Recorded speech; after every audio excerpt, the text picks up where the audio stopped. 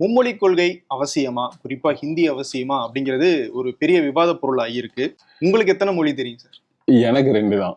2 தானே. ஹிந்தி நமக்கு தெரிஞ்ச ஒரே ஹிந்தி வந்து ஹிந்தி நெய் மாலும். அதை விட்டீங்கன்னா என்னது ஏக் காவ் மே ஏக் கிசான் மே ரகுதாத்தா, அவ்வளவுதான்.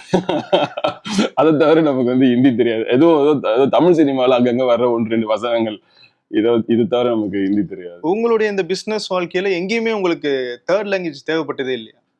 இல்ல, ஆக்சுவலா தேர்ட் லாங்குவேஜ்ன்றதை விட தேர்ட் லாங்குவேஜை தாண்டி ஃபர்ஸ்ட் செகண்ட் லாங்குவேஜுக்கு வரும்.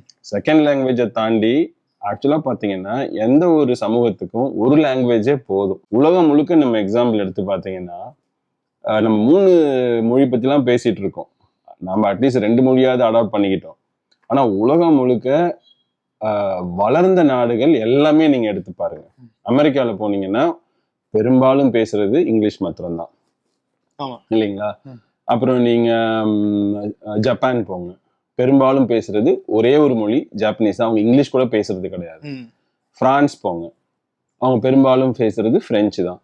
ஜெர்மன் போங்க, பெரும்பாலும் பேசுறது வெறும் ஜெர்மனி தான். நீங்க இங்கிருந்து ஜெர்மனிக்கு போகணும்னா பிசினஸ் விஷயமா போகலாம், கொஞ்சம் ஒரு மேல்தட்டு மக்களோட உங்களோட உரையாட முடியுமே தவிர அங்கேயே இருந்து நீங்க வியாபாரம் பண்ணா நீங்க ஜெர்மன் படிச்சாகணும். ரஷ்யா போங்க, அவங்க நீங்க இங்கிருந்து நம்ம ஸ்டூடெண்ட்ஸ் எல்லாம் டாக்டருக்கு படிக்க போறாங்க இல்லையா, அவங்க ரஷ்யன் படிச்சுக்கிறாங்க. ஏன்னா ரஷ்யன் படிக்காம எதுவுமே பண்ண முடியாது. ஸோ உலகம் முழுக்கவே அனைத்து வளர்ந்த நாடுகளும் பயன்படுத்துறது இருமொழி கொள்கை கூட கிடையாது, ஒரு மொழி கொள்கை தான்.